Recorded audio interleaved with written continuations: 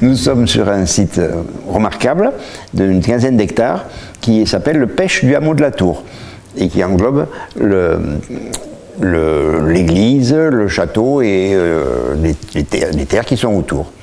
Je crois que c'est depuis 1965 que c'était classé comme endroit à sauvegarder. Ensuite, l'église est monument historique, donc ça fait que renforcer la protection. Le château lui-même, bon, c'est un château millénaire, donc bien sûr il est passé à travers tous les avatars de l'histoire, depuis les croisades avec les Cathares, toutes les guerres, la Révolution, les guerres, la peste, enfin, ils ont eu beaucoup de chance. Mais l'histoire qui nous intéresse aujourd'hui est une histoire un peu différente. C'est pas une histoire facile. C'est l'histoire de la colonie pénitentiaire de la Tour Sainte-Foy. C'est son nom officiel. Il faut comprendre que jusqu'en 1830 à peu près, donc il y a presque 200 ans maintenant, hein, c'est ça, hein, les enfants considérés comme délinquants étaient enfermés avec les adultes. Donc je vous laisse supposer ce qui pouvait leur arriver comme traitement. Ne serait-ce que l'absence de nourriture, puisque vu que la nourriture était comptée, les plus forts mangeaient plus que les plus faibles, très certainement, malheureusement. Et il y a eu des bonnes âmes dans les années 1830-1850 pour se révolter contre cet état de fait et proposer des lois sociales ou des lois plus sociales à partir de théories. Il faut toujours avoir des idées, bien sûr. Et cette théorie, c'était au départ la protection de l'enfance et son sauvetage. Comme moyen, c'était l'isolement, c'est-à-dire les séparer de leur milieu, qui était considéré comme délétère. En général, ces enfants provenaient des classes ouvrières des grandes villes. Souvent, c'était des enfants abandonnés ou des bandes d'enfants qui survivaient, comme je dis, on va retrouver aujourd'hui en Bolivie ou aux Philippines ou autre Égypte. La France, le territoire français n'a pas été épargné par ce phénomène, et en plus on le retrouve presque encore aujourd'hui, alors il ne faut pas être trop orgueilleux sur la condamnation des autres. Cette histoire, c'est une histoire vraiment difficile parce que enfermer ces enfants dans des meilleures conditions que ce qu'ils étaient, bon, c'était la première idée. La deuxième idée, le moyen, c'était la socialisation par le travail. Là aussi, pourquoi pas? C'est pas une si mauvaise idée que ça. On avait affaire à des enfants qui étaient dans la rue, voués à toutes les pressions que vous pouvez imaginer, parce qu'il faut penser qu'il y a les filles, il y a les garçons, c'est pas gagné. Et la resocialisation par le travail, c'était de les obliger à vivre dans des cadres stricts d'éducation surveillée, en fait, où on leur faisait travailler et où théoriquement on espérait qu'ils allaient arrêter la délinquance et revenir, je dirais, à être des bons petits. Ce qui n'est pas forcément ce qui s'est passé. Mais c'est vraiment très difficile, parce qu'en fait, sur ces enfants ont été tentées toutes les expériences. Par exemple, quand on parle d'isolement, ce n'est pas que l'isolement de leur famille. Il y a des colonies pénitentiaires, il y en avait pas mal en France, il y en avait certainement près d'une cinquantaine. Pour vous citer quelques noms, les plus célèbres comme Maitray, Adiane, Belle-Île-en-Mer, la Petite Roquette, Fleury-Mérogis, je ne sais pas quoi, et j'en passais des meilleurs, qui ont été des lieux d'enfermement. Et par exemple à Aniane, on a des photos. Aniane, c'est dans l'Hérault, à côté de Montpellier. Hein. On a des photos où les enfants étaient enfermés dans des box, comme des box d'élevage, vous voyez, des locaux qui faisaient 2 mètres sur 1,50 m maximum, avec un mauvais lit, et ils ne se voyaient pas les uns les autres. Ils ne pouvaient pas se parler pratiquement. Et quand ils étaient en cours, ou même dans la chapelle de l'établissement, ils avaient des panneaux de chaque côté d'eux pour empêcher qu'ils puissent communiquer. C'était l'isolement total. On ne peut même pas tendre la main pour se toucher. Et le gardiennage était assuré en général par des policiers, des agents pénitentiaires qui étaient sur des galeries qui les surveillaient de haut. Malheureusement, entre les pensées généreuses des premiers qui avaient voté les lois jusqu'à la réalisation, il n'y a pas forcément une bonne conjonction. D'une part parce que les crédits ne suivaient pas forcément. L'État s'était avéré impuissant la plupart du temps à mettre en œuvre des colonies publiques, quoi, comme l'école publique. Et quand je dis colonies, c'est des colonies pénitentiaires, hein, bien sûr. Et ils ont mis en place des colonies concédées au privé. Alors il suffisait, je veux dire, vous, moi, on pouvait monter un dossier pour monter une colonie.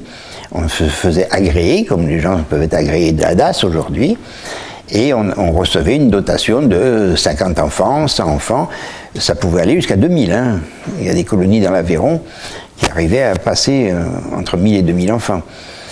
Quand il y en avait qui mouraient, ils étaient simplement remplacés, il suffisait de faire un bordereau et on en envoyait d'autres. Et ici, c'était une petite colonie qui n'a jamais dépassé une cinquantaine d'enfants et qui était bien sûr une colonie agricole.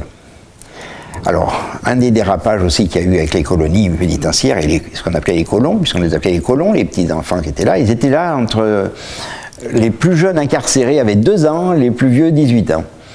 2 ans, qu'est-ce qu'ils avaient fait de mal? Simplement, ils étaient le frère ou la sœur d'un autre, donc ils emprisonnaient la fratrie entière, qu'ils trouvaient dans la rue, puisque c'était bien souvent des enfants abandonnés. La misère était telle dans certains endroits que certaines familles très très pauvres amenaient leurs enfants à la colonie en espérant qu'ils survivent. Oui, on est arrivé à des extrémités difficiles. Ici, c'est l'entrée des cachots qui sont dans leur jus. Ça n'a pas vraiment bougé. C'est là que les enfants étaient enfermés quand ils avaient désobéi ou qu'ils avaient fait des tentatives d'évasion.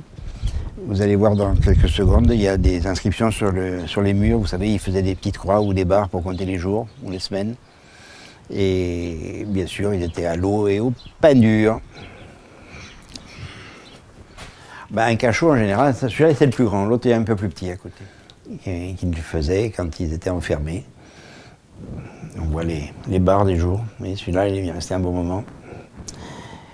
Donc la mise en œuvre des privés, ici, ça devait être autour des années 1840-1850. Un dénommé Sabatier, on a son nom, a monté la colonie pénitentiaire de la Tour Sainte-Foy. Alors qu'est-ce qui se passe? C'est bien sûr privation de liberté, pour commencer. C'est privation de nourriture, pour la plupart du temps. C'est travail incessant, toujours. Et c'est un truc qui fait peine aussi, c'est la complicité de l'environnement. C'est-à-dire que s'il y avait des enfants qui s'échappaient, s'évadaient, les fermiers à côté les attrapaient pour les rabener, quoi. Il n'y a pas de secret, quoi. Ça pouvait aller même dans des choses horribles. Par exemple, à Agnan, il est avéré qu'il faisait des lâchers de prisonniers pour faire une battue. Comme ça, il touchait la prime. Il y avait une prime pour rattraper le prisonnier évadé. Donc ils en lâchaient 1 ou 2 le vendredi soir et le dimanche soir, ils touchaient la prime mort ou vif. C'est relaté dans les documents de gendarmerie. Donc, vous voyez la difficulté de la vie, de la réinsertion sociale par le travail. Hein. Il y a même des anecdotes qui disaient, dans certains vignobles où on les faisait travailler, quand ils arrivaient, on les mettait à l'écart et on leur donnait un champ et surtout pas mélangé avec les autres travailleurs agricoles. Donc, vraiment des pestiférés, quoi. Pour vous donner un exemple, on leur rasait le crâne à moitié de manière à vite les reconnaître quand ils s'échappaient. Sympa. Bien sûr, ils avaient des tenues de bagnards la plupart du temps. Donc, vous voyez l'ambiance. Une ambiance très difficile. Donc c'est un dossier terrible, parce que c'est un dossier sans résultat, et c'est un dossier qui continue aujourd'hui, je dirais. Pour faire comment dire, pas une anecdote, enfin un peu une anecdote. Par exemple, à Montpellier, il y avait un établissement au nom prédestiné qui s'appelait la Solitude de Nazareth, tenu par des religieuses et qui accueillait des filles des colonies pénitentiaires. Et elles étaient là, elles ont eu un peu plus de chance parce qu'elles étaient formées pour servir de domestiques pour la bourgeoisie montpelliéraine. Donc il y en a pas mal quand même qui réussissaient à se réinsérer quelque part, même si c'était pas brillant, et ça sortait, on peut dire. C'est vrai que c'est des cas limites. La plupart des jeunes qui y passaient, ceux qui survivaient finissaient dans l'armée, en général. À 18 ans, ils s'engageaient, enfin, ou même ils devançaient l'appel pour pouvoir quitter la colonie. Voilà. Donc, une autre anecdote, je ne sais pas, par exemple, dans l'Aveyron, on s'est servi des colons pour creuser les caves de Roquefort à la main, avec des paniers. Il y a actuellement encore, vous pouvez le visiter, des endroits où ils ont fait des trous dans la montagne, mais des trous phénoménaux, quoi. Mais imaginez-vous, 1000 gosses qui creusent et qui portent des seaux de terre toute la journée, quoi.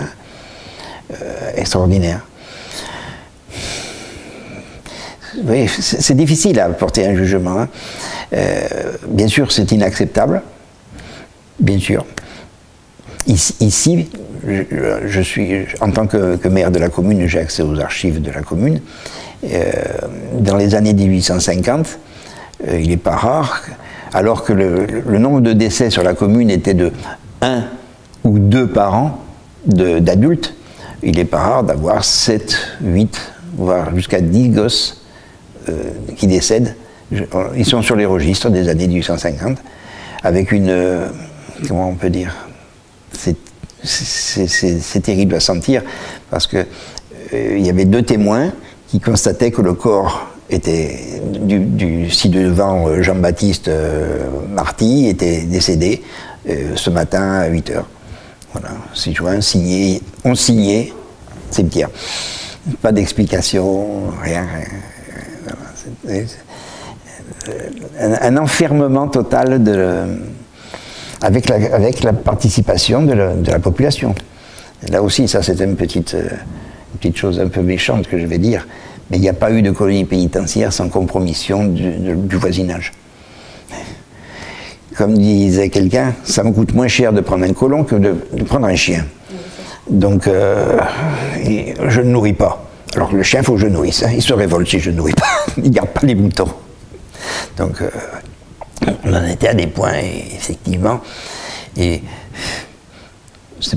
j'allais dire pour le sourire, pas pour le sourire, mais ici, je veux dire, si vous allez à une fête de village et que vous repérez 2, 3 vieux là, et que vous avez discuté avec eux, moi je m'y suis un peu amusé. Et quand est-ce que ça a fermé, d'après vous, le bagne là, ça a fermé? Mais que le bagne? Mais vous n'étiez pas fermier de votre famille de telle ferme? Si. Mais vos parents, ils y étaient en 1900. Ouais. Mais t'es au courant, toi, Auguste? Ça n'a pas existé. Ça n'a pas existé. Ça s'est fini parce qu'il y a eu la guerre de 14 et qu'il y a eu tellement de morts qu'il fallait pas enfermer trop de monde. Je pense tout simplement par des problèmes de démographie, hein. Pas parce qu'ils avaient trouvé la solution pour éduquer les enfants. Hein. Et puis parce que comment dirais-je, les dames de la côte, vous voyez, elles n'étaient plus à même de supporter à côté d'elles de tels établissements. L'esprit de la bourgeoisie avait changé aussi. Hein. Les derniers ont fermé dans les années 50, ce qui n'est pas très vieux. Les derniers ont fermé dans les années 50. Ils ont été reconvertis soit en orphelinat, soit en prison. C'est un sujet difficile parce qu'il nous oblige à nous poser des questions profondes sur nous-mêmes. Qu'est-ce qu'on aurait fait? Pas évident du tout d'avoir une réponse. Est-ce qu'on a une solution pour aujourd'hui? Puisque les autres, ils n'ont pas eu de solution pour hier. Est-ce que pour aujourd'hui, on a une solution?